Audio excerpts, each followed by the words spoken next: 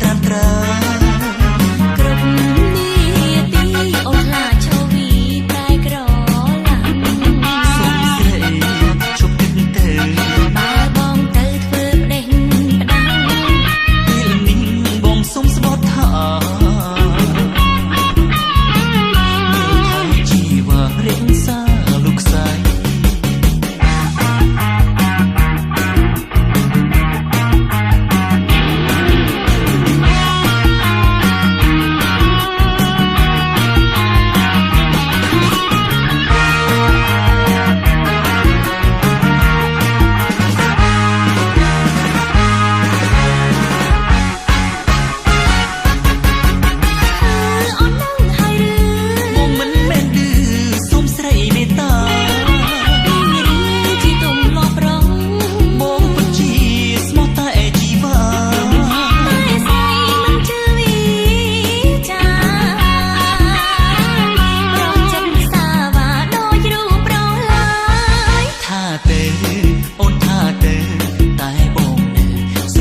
ត្រាំត្រើ